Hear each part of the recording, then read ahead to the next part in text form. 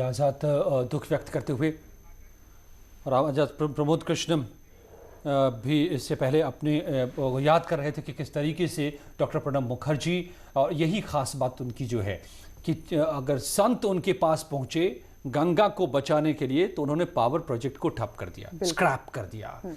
ये इस तरह का फैसला लेना डॉक्टर मुखर्जी के व्यक्तित्व को बताता है। बिल्कुल। अब जबकि हम लोग राजस्व को देखते हैं कि इस परियोजना में कितने करोड़ का लागत लगी है, अगर बंद हो गई तो कितने करोड़ का नुकसान होगा, वो इन सबसे ऊपर सोचते थे अजय। और वही जो भी आचार्य प्रमोद कृष्णम जिक्र कर रहे थे कि उन्होंने कहा कि गंगा को अगर बचाना है तो हम कहीं और से भरपाई कर लेंगे, अभी महत्वपूर्ण क्या है। तो इसलिए उन्होंने तुरंत फैसला लिया। और अजय जो ये बड़ी दिलचस्प तस्वीर देख रहे हैं, है बिल्कुल बतौर राष्ट्रपति, हाँ, राष्ट्रपति भवन के मुगल गार्डन की तस्वीरें हैं जहां टहल रहे हैं। और जब राष्ट्रपति भी रहे अजय, तो उस वक्त बहुत सारी दया याचिका इनके पास थी।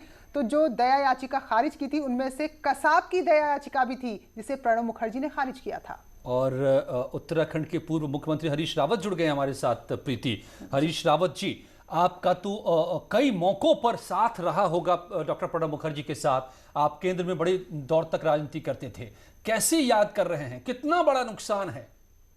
ये अपूरणीय क्षति है।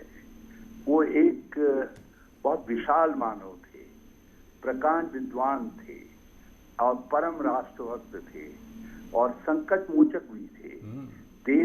आज देश को उनकी प्रबल आवश्यकता थी। जिस समय देश चारों तरफ संकट से घिरा हुआ हो, चुनौतियां हों, ऐसे में प्रणब मुखर्जी साहब का जाना बहुत खल गया, बहुत दुखद है। और हम प्रार्थना कर रहे थे, करोड़ों भारतवासी प्रार्थना कर रहे थे कि वो स्वस्थ हों, मगर नियति को कुछ और मंजूर था। हमने तो जो है भगवान केदारनाथ के शरण में भी उनके लिए प्रार्थना की और मगर संभव नहीं हो सका। शायद नियति को यही मंजूर था। और मैं सारे शोक संतप्त लोगों की भावनाओं के साथ उनके निकटस्थ कुटुंबीजनों तक अपनी संवेदनाएं प्रेषित करता हूं। उनके पुत्र मेरे दोस्त हैं, मैं उन तक अपनी संवेदनाएं प्रेषित करता हूं।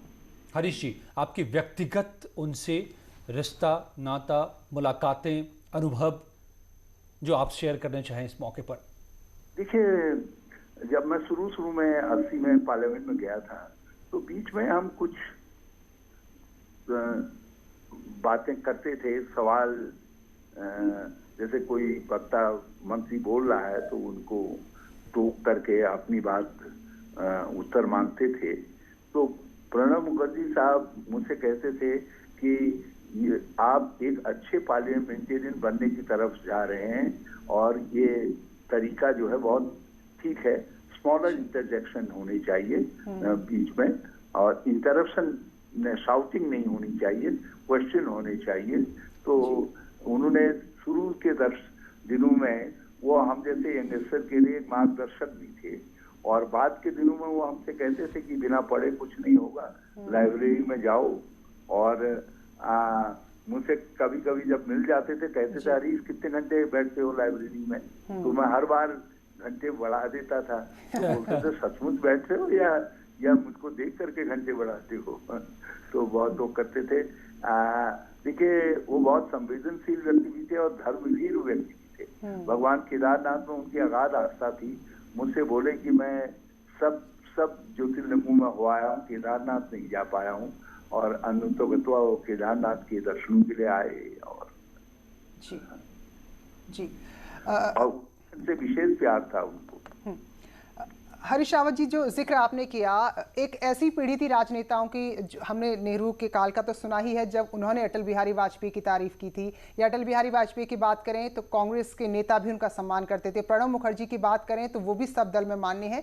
तो एक जो अभिभावक की भूमिका में बड़े लीडर रहते थे, वो किस पार्टी का है नेता जो आगे बढ़ रहा है, इससे कोई मतलब नहीं था। तो आपको लग रहा है कि जो एक परंपरा है वो अब शायद आगे नहीं बढ़ने वाली और एक युग का वाकई में अंत हो गया आज? इस परंपरा का अंत नहीं होना चाहिए था। बड़ा मुश्किल ये है कि हमारे समय में हम लोग कभी बहुत कटु टिप्पणी भी करते थे, तो बड़े नेता जो है उस टिप्पणी के लिए हमको शाबाशी देते थे, प्रोत्साहित करते थे। मैं इस तरीके की कटु टिप्पणी एक बार अटल जी के लिए और एक बार बाबू जगजीवन राम जी के लिए पालन कर चुका था। जगजीवन राम जी के लिए तो मुझको इंदिरा जी ने स्वयं डांटा था और मैंने जाकर के बाबू जी से क्षमा मांगी थी। उन्होंने कहा क्षमा मांगने की कोई बात ही नहीं, आपने कोई ऐसी चीज कही नहीं, आपने बड़े पार्लियामेंट्री तरीके से और बड़े मीठे शब्दों में कहा। तो ये इतने महान लोग थे। और अटल जी ने तो साबा लगे रहो अपने तरीके से प्रोत्साहित करते थे जब हम उनकी आलोचना करते थे। तो लेकिन आज वो चीजें दिख नहीं रही हैं। आज व्यक्तिगत कटुता ही दिखाई देती है। उस समय के बड़े लोग जब कोई कटु होता था, कोई तीक्ष्ण प्रहार करता था, यदि वो अग्रसर है तो उसको प्रोत्साहित करते थे, उसकी पीठ ठोकते थे, ताकि वो आने वाले दिनों में एक सोबर पार्लियामेंटेरियन के तौर पर डेवलप हो सके। लेकिन आज वो बातें नहीं रह गई। आज तो उच्च पदों पर बैठे हुए लोग ऐसी टिप्पणियां कर दे रहे हैं यही मैं हरीश जी तब से महसूस कर रहा हूं और सवाल यही मैं तब से कर रहा हूं। हम लोग समझने की कोशिश की वो इस तल्ख राजनीति के दौर में डॉक्टर प्रणब मुखर्जी का चले जाना एक बड़ा शून्य